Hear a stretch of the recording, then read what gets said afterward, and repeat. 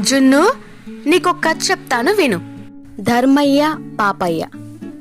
ఒక ఊళ్ళో ధర్మయ్య పాపయ్య అనే ఇద్దరు స్నేహితులుండేవారు. పాపయ్య ధర్మయ్యతో కలిసి వ్యాపారం చేయాలని అనుకున్నాడు. అతడికో దురుద్దేశం ఉంది. ఏదో విధంగా ధర్మయ్యను మోసగించి తాను ధనవంతుడు కావాలి అని. ఒకసారి పాపయ్య ధర్మయ్యని తనతో కలిసి వ్యాపారం చేయవలసిందిగా కోరాడు. సరే అన్నాడు ధర్మయ్య. వాళ్ళిద్దరూ దగ్గరలోనున్న పట్నం వెళ్లి వ్యాపారం మొదలు పెట్టారు. ఎంతో కష్టపడి వ్యాపారాన్ని బాగా అభివృద్ధి చేశారు. దాంతో వీళ్ళకి బోలెడంత లాభం వచ్చింది.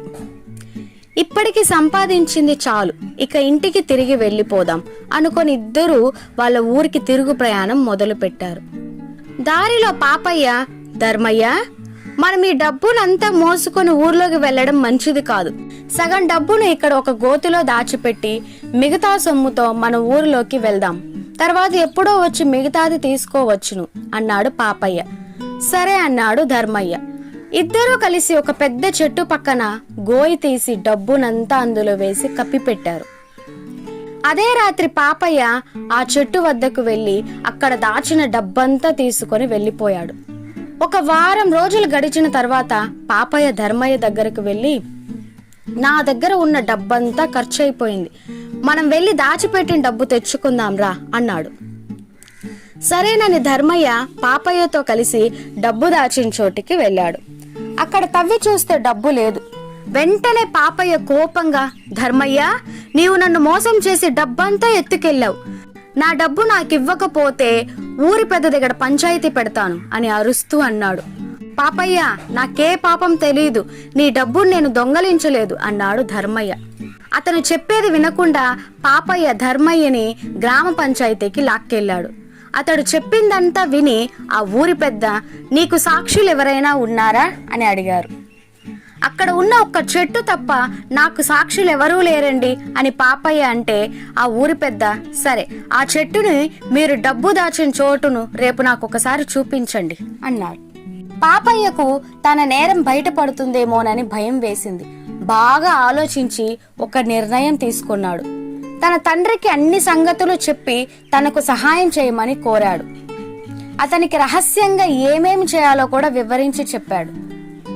మర్నాడు అందరూ ఆ చెట్టు వద్ద సమావేశమయ్యారు. కొంతమంది ఇతరులు కూడా అక్కడికి వచ్చారు. పాపయ్య తండ్రి ఆ చెట్టు తొర్రలో దాక్కొని ఉన్నాడు. పైన ఏదో పాదు తీగలు అలుముకొని ఉండడం చేత అతడెవరికీ కనిపించడం లేదు.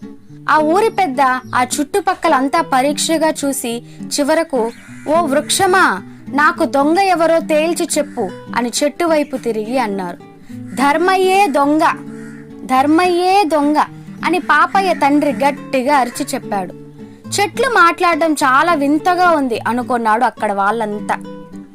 ధర్మయ్య, నీవు చెట్టు మొదల వద్ద మంట వేసి దాని దగ్గర ప్రమాణం చేసి చెప్పు అని కన్నుగీటి చెప్పారు ఊరి పెద్ద.